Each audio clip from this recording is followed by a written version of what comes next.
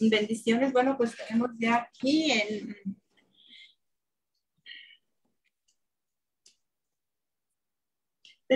el padre Álvaro Delgado. Buenas tardes al padre Álvaro Delgado. Padre, ¿cómo ha estado? Dios lo bendiga.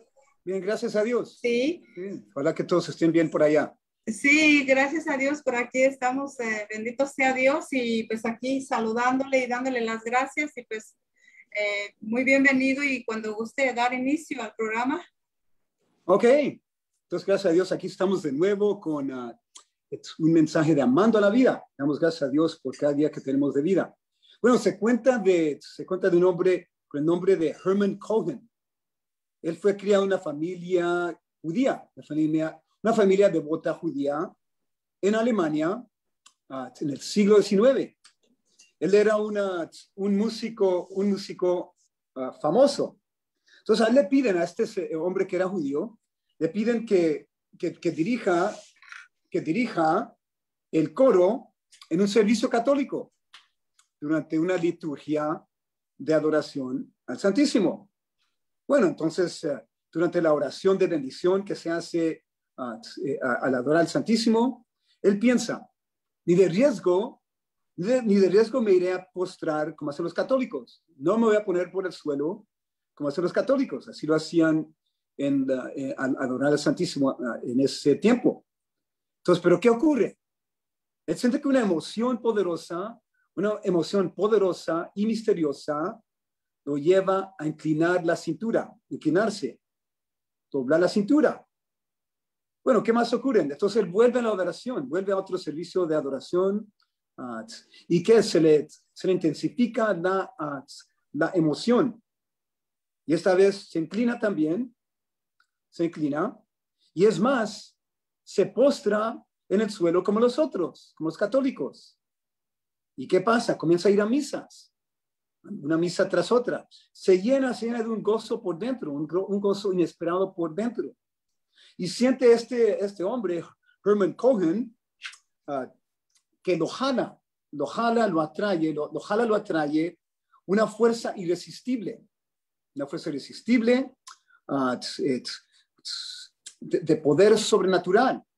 Entonces la gracia divina lo colma, la gracia divina, de un hambre indescribible, por el pan de vida.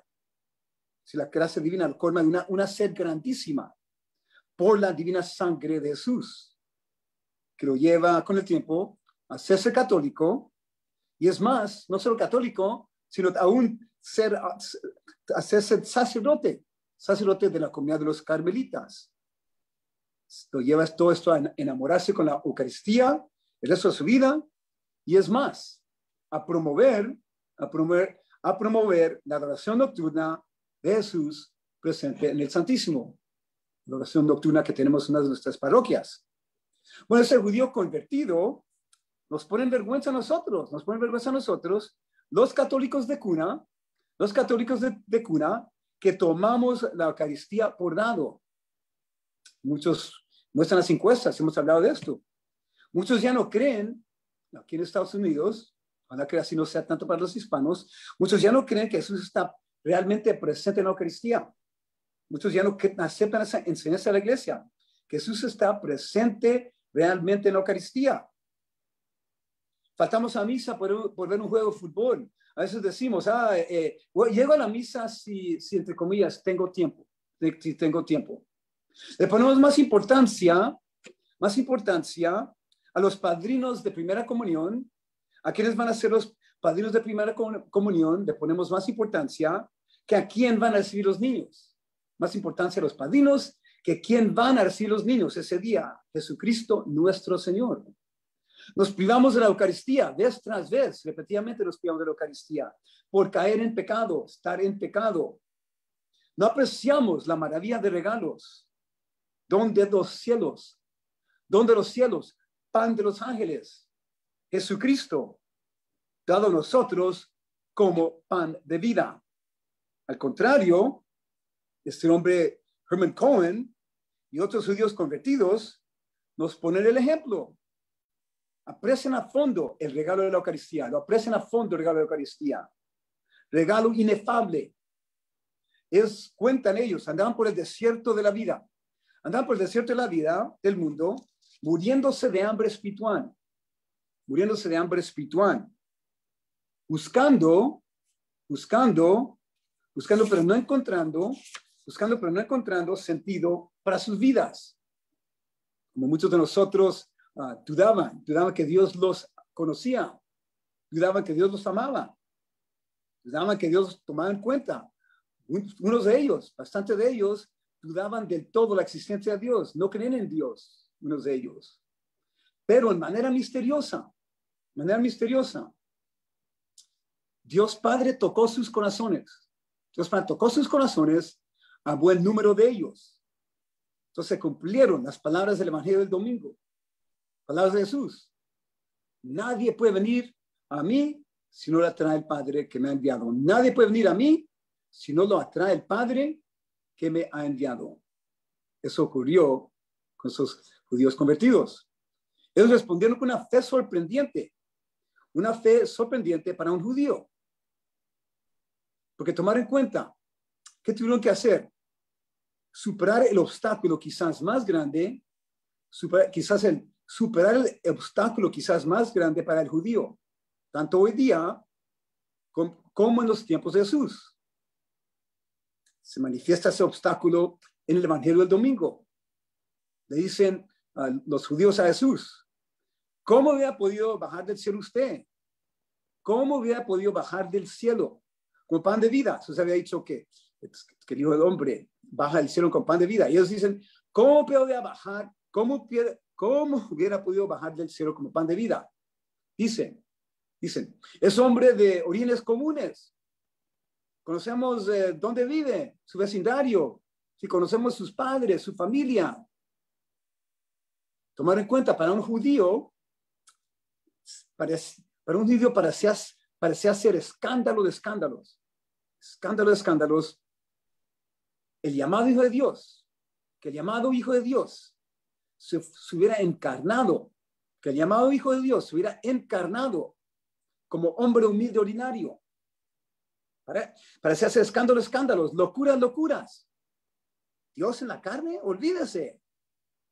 Pero esos judíos convertidos superaron esos obstáculos, pusieron su fe enterita en Jesús, y así pudieron pregustar las delicias espirituales más exquisitas que proceden del pan de vida. Y lograron, es más, lo que parecía ser para un judío en el Antiguo Testamento, imposible. Lo que para el judío del Antiguo Testamento parecía ser impensable, imposible. Lo lograron. ¿Qué era eso? Pues ver cara a cara al Dios majestuoso y glorioso. Ver cara a cara al Dios majestuoso y glorioso. Tomar en cuenta, en el Antiguo Testamento, el judío no podía ver Dios cara a cara. Si eso ocurriera, moriría. No podía. Pero estos judíos convertidos, ¿cómo lo lograron? Ver Dios cara a cara. Como nosotros también, los privilegiados hijos de la Eucaristía. ¿Cómo lo hacemos? ¿Cómo vemos a Dios cara a cara? Hermanos y hermanas, sepamos esto. Tengamos esto muy claro. En la Santa Eucaristía, podemos decir, vemos a Jesús cara a cara. En la Eucaristía, vemos a Jesús cara a cara. Y al ver a Jesús, vemos el rostro del Padre. Al ver a Jesús, vemos el rostro del Padre. ¿Por qué? Jesús dice en el Evangelio de San Juan, Él es uno con el Padre. Él dice, que me ha visto a mí, ha visto al Padre. Entonces nosotros, si vemos en la Santa Eucaristía, podemos decir, vemos a Jesús y entonces vemos al Padre. Maravilla de maravillas, algo insondable, ¿sí? Impensable para el judío del Antiguo Testamento. Pero quizás unos de ustedes han oído de la Madre Miriam. Una personaje en el radio católico en inglés, que se convirtió de ser judía, de vivir en una familia judía, observante judía. Antes de conversión era conocida como Rosalind Moss. Ahora es Madre Miriam, una monjita. Se convirtió y es monjita religiosa. Entonces ella cuenta de su primera comunión. Cuenta su primera comunión.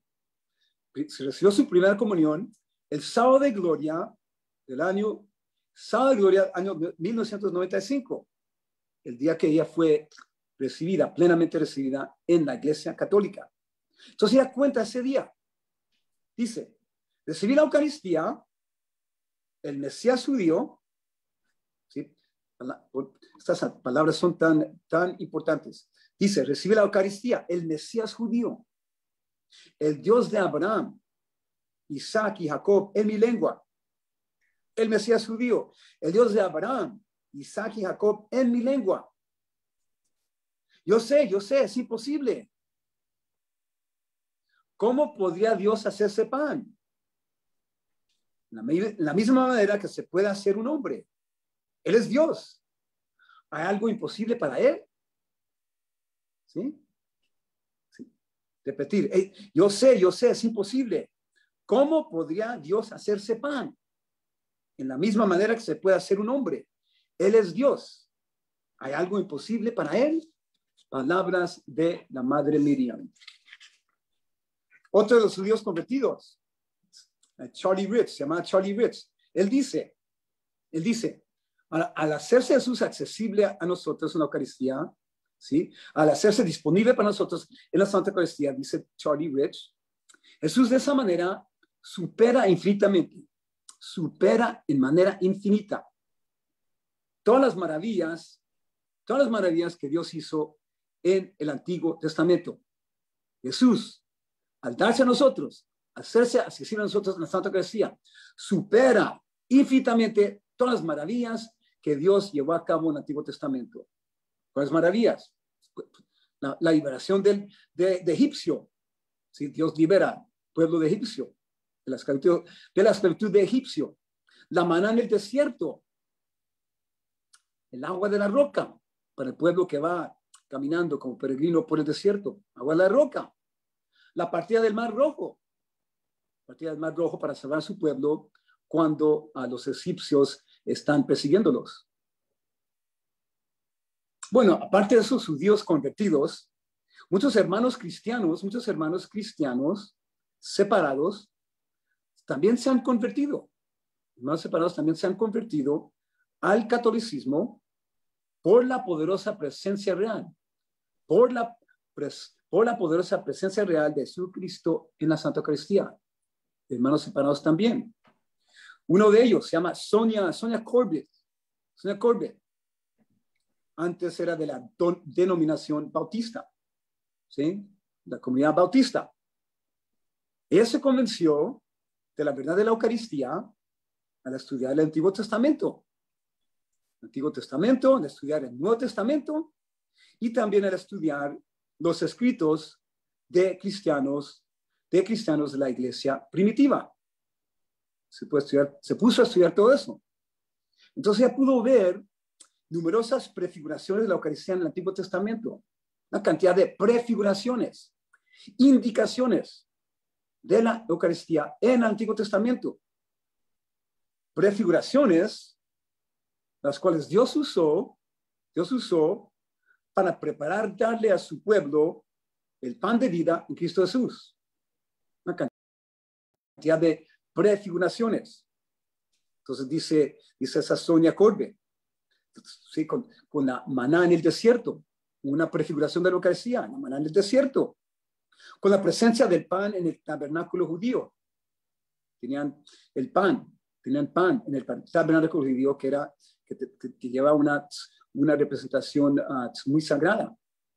También dice que cuando el profeta Ezequiel consume el rollo que contiene la palabra de Dios, una prefiguración de la Eucaristía.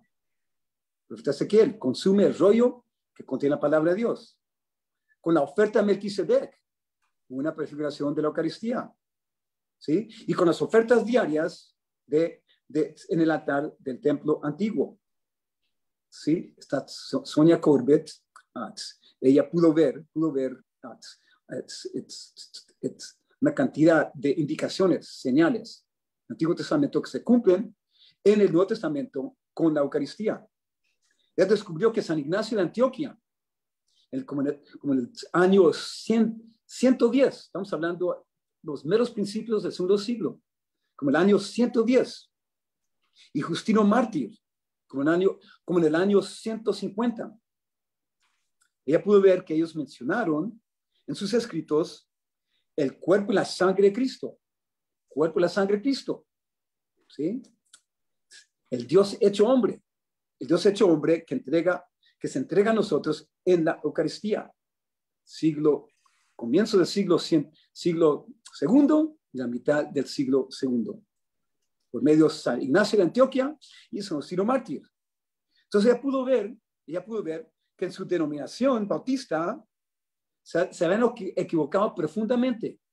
En su denominación bautista se habían equivocado profundamente al no poner fe en la Santa Eucaristía, como la iglesia primitiva había hecho y enseñado desde el principio. Entonces esta Sonia Corbett, de manera apasionada, se puso a leer el discurso del pan de vida que hemos escuchado en las últimas misas estos últimos domingos. Se puso a leerlo intensamente, apasionadamente. San Juan 6, 22 al 59. San Juan 6, 22 al 59. El discurso del pan de vida. Ya pudo captar en su mente y corazón, por primera vez, la enseñanza de la iglesia. Porque la iglesia católica enseña lo que enseña sobre la Eucaristía. Y pudo ver ella que lo que Jesús enseña en San Juan, que Jesús enseña en el Evangelio de San Juan, es precisamente lo que desde el principio la iglesia primitiva ha enseñado. ¿Sí? La iglesia ha puesto en práctica lo que Jesús enseña en San Juan 6. Y él dice, no se puede interpretar de una u otra manera. ¿Sí? Estamos hablando de Jesús darse a nosotros como pan de vida. No se puede interpretar de otra manera. Al leer las palabras en el griego original, ¿sí? Palabras que no son un símbolo, palabras que dicen, el que come mi carne y bebe mi sangre tendrá la vida eterna. Que come mi carne y bebe mi sangre tendrá la vida eterna. Palabras con un sentido literal, no un sentido simbólico. Yo lo pudo ver, como todos los santos de la iglesia. Entonces esta Sonia Corbett como bautista, le dice que por mucho tiempo anhelaba y le pedía al Señor de que si se pudiera acercar a Jesús de alguna manera, acercarse de una manera más íntima a Jesús, en cierta manera. Entonces ella cuenta que al descubrir la verdad y el misterio de la Eucaristía, realizó que esa fue la respuesta a su oración. Y dijo, pensé, yo tengo que tener eso, refiriéndose que tenía que tener la Eucaristía, tenía que participar en la Eucaristía, recibir a Jesús en la Eucaristía. Yo tengo que tener eso. Ya fue recibida en la iglesia en la vigilia pascual, sábado de gloria, el año 2006.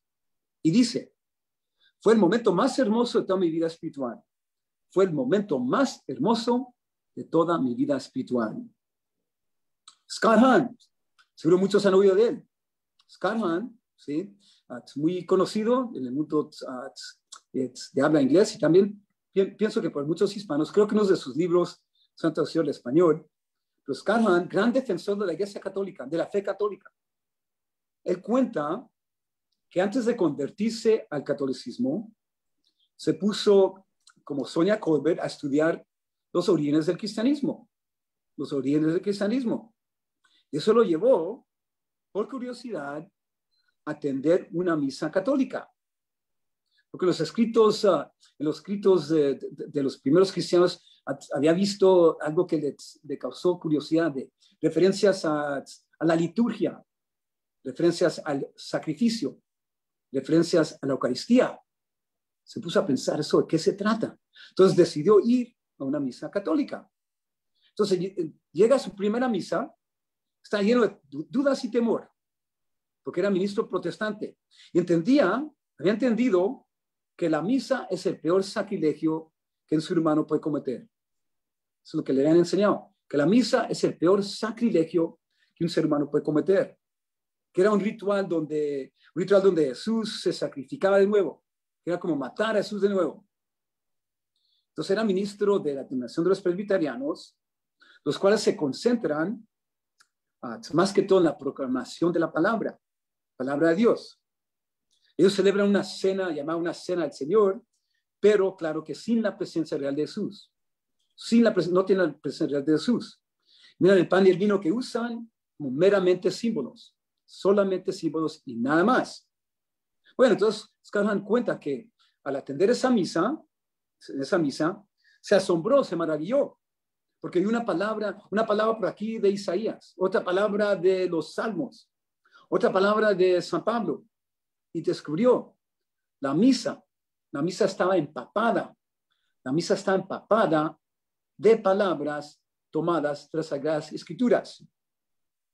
Entonces él cuenta, cuando el sacerdote pronuncia las palabras de la consagración, ¿sí? La consagración del pan y el vino, cuando él pronuncia las palabras, esto es mi cuerpo, este es el cáliz de mi sangre, y cuando eleva la hostia consagrada, él dice, surge en su corazón, surge dentro de su corazón una oración que él la dice en voz baja.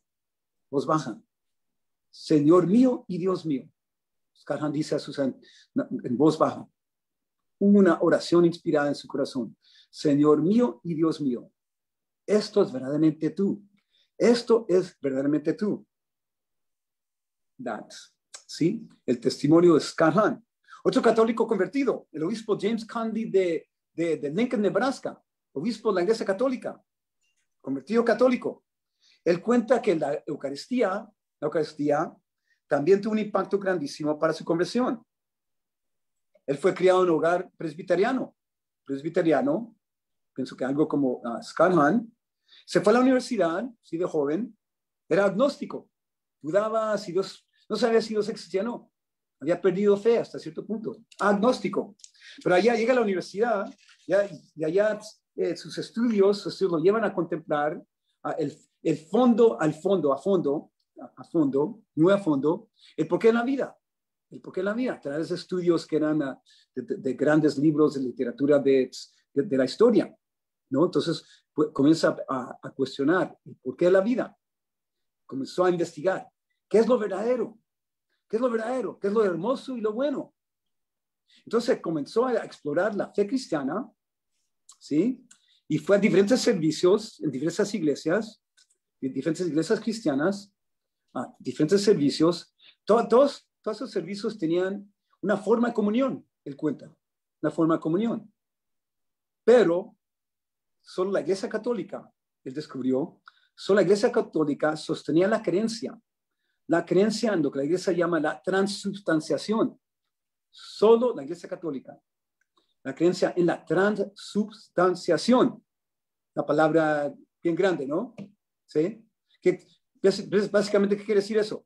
Que por las palabras del sacerdote, repitiendo las palabras de Jesús en la última cena, palabras autorizadas por Jesús en la última cena, que por las palabras del sacerdote en la misa, que vienen de Jesús en la última cena, que a través de esas palabras, el pan y el vino se convierten a ser el cuerpo y la sangre de Cristo. El Bishop Candy descubrió eso. Solo la Iglesia Católica sostenía esa creencia en la transubstanciación. Y fue impresionado también, dice el Bishop Candy, al ver el respeto y la reverencia con que los católicos cuidaban la Eucaristía, las hostias que quedaban después de la misa.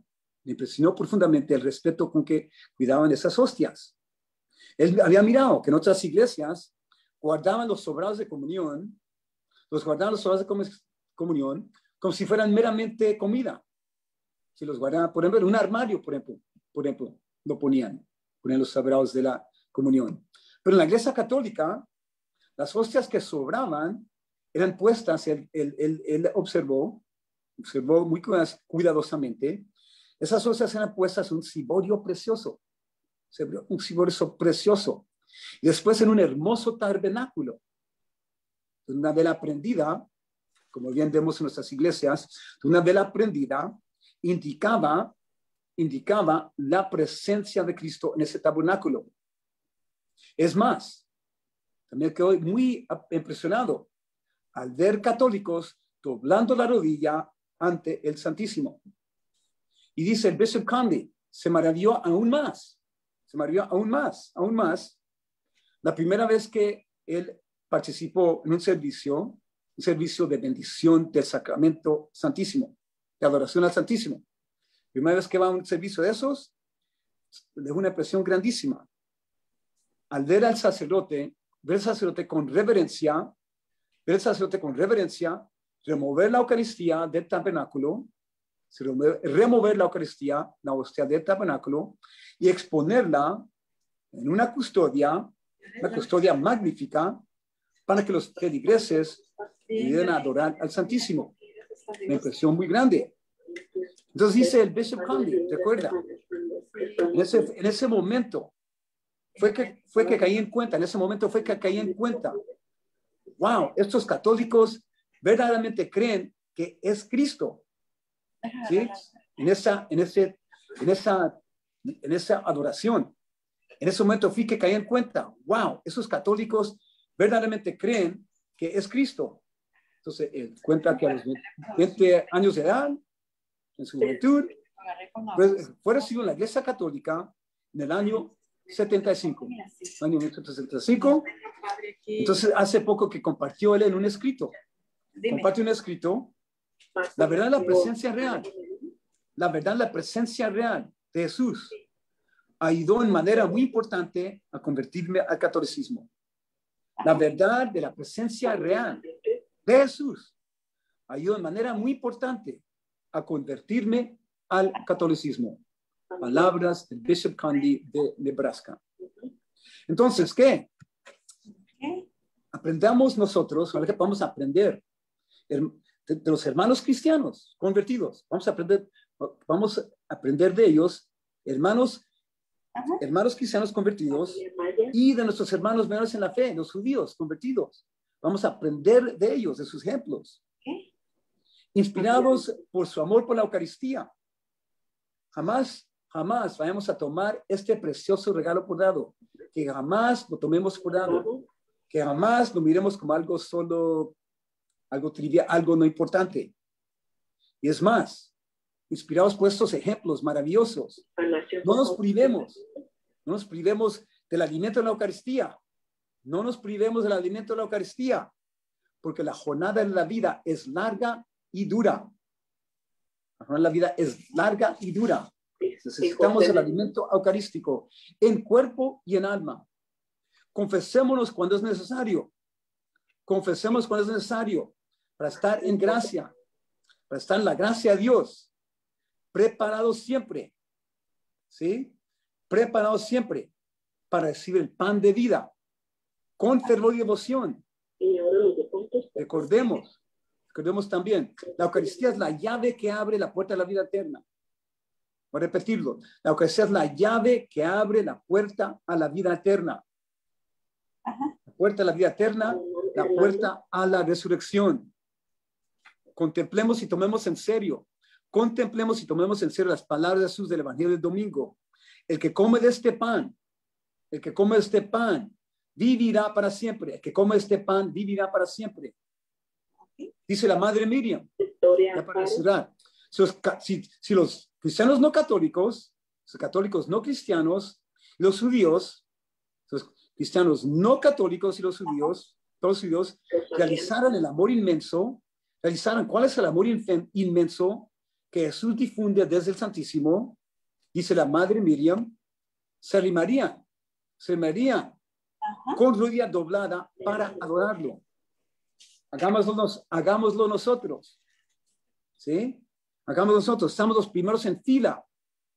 Vayamos con prisa. Adorar a Jesús en el Santísimo. Con prisa, adorarlo.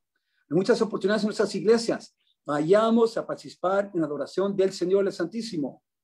¿No? ¿Sí? con la rodilla rodada, con la rodilla doblada, con corazón abierto, con corazón abierto y agradecido por el don de dones que viene del cielo, que jamás podríamos llegar a alcanzar por nuestros propios méritos. Dios los bendiga. Sigamos caminando con la vida, cerca con Jesús, de la mano de Jesús, ¿sí? Y acompañados por la misma María. Dios los bendiga.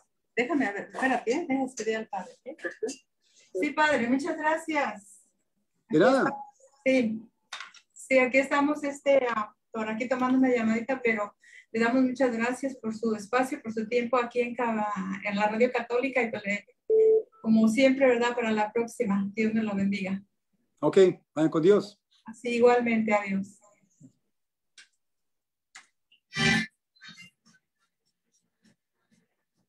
¿Permiten este?